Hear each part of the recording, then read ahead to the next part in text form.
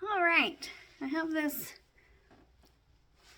tote bag full of books that I am getting rid of.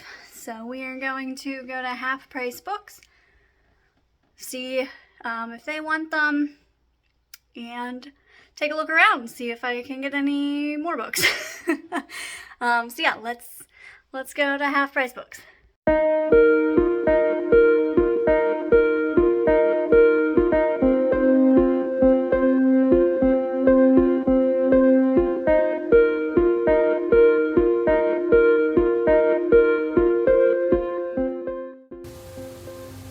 Alright, so it's been quite a while since I went to Half Price Books. So I went to Half Price Books, I sold whatever books I had, I got like $6, I may have mentioned that earlier, I don't even know. But then I went back to Half Price Books a couple days later and actually bought some books, so I'm going to do a quick little mini book haul. 2 of these books I got at Target, but I did get 3 books at Half Price Books in the meantime. So the first one, did not remove the stickers, so I will remove the stickers now. So the first one I picked up is The Ruins. I'm sorry that everything is going to be backwards. I am using my phone. So, but I got The Ruins by Scott Smith. So I watched the movie and I enjoyed the movie, but I do want to read the book. I have seen mixed reviews on this, but again, it's Half Price Books, so I got it for cheaper. So the synopsis here: trapped in the Mexican jungle, a group of friends stumble upon a creeping horror unlike anything they could ever imagine. 2 young couples are on a lazy Mexican vacation, sun-drenched days, wild nights, making friends with fellow tourists. When the brother of one of those friends disappears, they decide to venture into the jungle to look for him. What started out as a fun day trip slowly spirals into a nightmare when they stumble on the site of some ancient ruins and the terrifying presence that lurks there. So yeah, that is The Ruins. Obviously it is a horror book, which is what I love to read. So yeah, the other books I have aren't horror, but I do like thrillers and everything, which are actually what most of these are. So yeah, I'm excited to read The Ruins, even though I would think I'll probably not like it. We'll see. Like I said, I've seen mixed reviews. Most of them were kind of mid. So anyways, hopefully I like it. I don't know. We'll see. The next one, I have never heard of this book, but it looked interesting. It's called Bring Me Back by B.A. Paris. The back says, she vanished. A decade ago, his girlfriend disappeared. He lied. He told the police the truth about that night, just not the whole truth. Their secrets won't stay buried. Now he's moved on, but the past isn't done with him yet. So I did look it up on Goodreads, obviously, and they gave like a little bit more of a,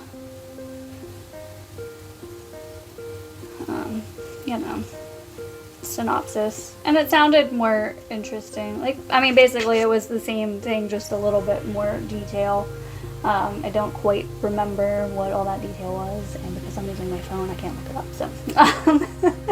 But it sounded interesting, and again, Half Price Books, so yeah. And the last book that I got at Half Price Books is another thriller. It's a book by Riley Sager, which I have read. This one. This was also by Riley Sager, so The House Across the Lake. I liked this one well enough, so I wanted to give another book by them a try. So, I picked up Survive the Night by Riley Sager. So the synopsis of this one is, it's November 1991. Nirvana's in the tape deck. George H.W. Bush is in the White House, and movie-obsessed college student Charlie Jordan is in a car with a man who might be a serial killer. Josh Baxter, the man behind the wheel, is a virtual stranger to Charlie. They met at the campus ride board, each looking to share the long drive home to Ohio. Both have good reasons for wanting to get away. For Charlie, it's guilt and grief over the shocking murder of her best friend, who became the third victim of the man known as the campus killer. For Josh, it's to help care for his sick father, or so he says. The longer she sits in the passenger seat, the more Charlie notices there's something suspicious about Josh. From the holes in his story about his father to how he doesn't want her to see inside the trunk. As they travel on an empty, twisty highway in the dead of night, an increasingly anxious Charlie begins to think she's sharing a car with the campus killer. Is Josh truly dangerous? Or is Charlie's jittery mistrust merely a figment of her movie-fueled imagination? One thing is certain, Charlie has nowhere to run and no way to call for help. Trapped in a terrifying game of cat and mouse played out on pitch-black roads and in neon-lit parking lots, Charlie knows the only way to win is to survive the night. So yeah, that is Survive the Night by Riley Sager, so we'll give that a go. Like I said, I did like House Across the Lake well enough. I didn't love it, I didn't really hate it, so yeah, we will give it a try. Now, for the ones that I bought at Target, which I also didn't remove stickers from. I, saved 20% with the Target red card. So the first one I picked up, I'm probably going to regret this. I have never read a Colleen Hoover book in my life. From what I understand, you either love Colleen Hoover or you hate Colleen Hoover. So I did pick up Verity, which out of all of the Colleen Hoover books that I have heard about, Verity was the one that people were recommending. So I picked it up. So we will see if I love Colleen Hoover or if I hate Colleen Hoover. Or I guess if at least I like this book, great, and maybe I'll try another book by her. But in case you don't know what Verity is about, Loan Ashley is a struggling writer on the brink of financial ruin when she accepts the job offer of a lifetime. Jeremy Crawford, husband of best-selling author Verity Crawford, has hired Loan to complete the remaining books in a successful series his injured wife is unable to finish. Loan arrives at the Crawford home, ready to sort through years of Verity's notes and outlines, hoping to find enough material to get her started. What Loan doesn't expect to uncover in the chaotic office is an unfinished autobiography Verity never intended for anyone to read. Page after page of bone-chilling admissions, including Verity's recollection of the night her family was forever altered. Loan decides to keep the manuscript hidden from Jeremy, knowing its contents could devastate the already grieving father. But as Loan's feelings for Jeremy begin to intensify, she recognizes all the ways she could benefit if he were to read his wife's words. After all, no matter how devoted Jeremy is to his injured wife, the truth this horrifying would make it impossible for him to continue loving her. So yeah, wow, I am sorry that the sun just suddenly, while I was reading, I apologize that I didn't notice the sun. I don't know what happened. I mean, obviously the sun rose further than, let's see if I can, I don't know, okay. Anyways, it is early morning, that is why the sun is directly right here. Probably would have been better for me to do this at a different time, but I was already in here, this position right here, finishing up the House of Leaves reading blog, if you saw in the last week's video. And because I was right here with the books on my shelf, I chose to do this right now. So here's the sun. I only have one more book to get through for this mini book haul, so let's see if I can peel the sticker off of this. I can't. Oh my gosh. That's what I get for not removing stickers. Anyways, the last book that I picked up at Target the other day, actually it was like 2 weeks ago,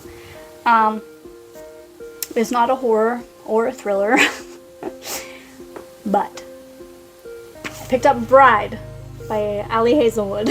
So I have also never read an Ali Hazelwood book. I do have a few on my TBR. my plan was to get some of them on my Kindle, but here we are, because I have heard many things about Bride. So the spicy book lover in me had to pick it up. So we will see how I feel about it. But again, if you don't know what Bride is about,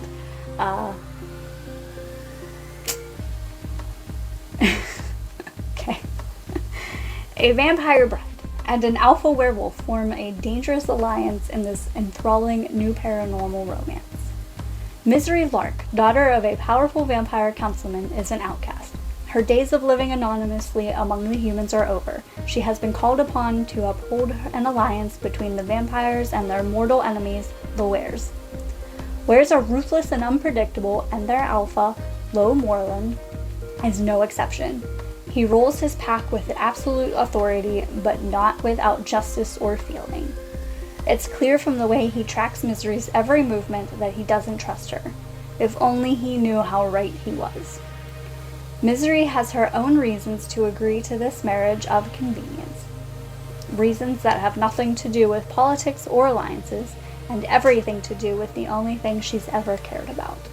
And she is willing to do whatever it takes to get back what's hers. So yes, I picked up Bride. Again, I have heard many things about this. Good, bad, ugly, whatever. But yeah, so that is that. That was my little mini book haul of 5 books, most of them horror, thriller, and 1 spicy romance thing. So we will be reading these eventually. Hopefully soon. I haven't decided which one I'm going to start with, but I think it's going to be Verity. Because currently, I think I just want to get this out of the way. I just want to know if I love Colleen Hoover, if I hate her. So we'll probably read Verity next. I am still currently reading Pucking Around on my Kindle. I'm about 55% of the way through. It is something. It is something. I am actually not sure if I like it or not. We'll talk about it in a different video, but we'll see how it goes. Like I said, I am about 55% of the way through. But yeah, in the meantime, that is that. So I think we'll start on Verity. Right now I'm gonna go edit the House of Leaves video that should already be out, so we're gonna do that, and then maybe we'll start reading Verity, and yeah, I will see you guys again. I apologize about the sun. There's a window right here. Let's see if I, nope. Oh, there we go. Okay, I'll just hold my hand right here. Okay, no, we're not, okay. I'm gonna go do some things, so I will see you guys in the next video. Thank you.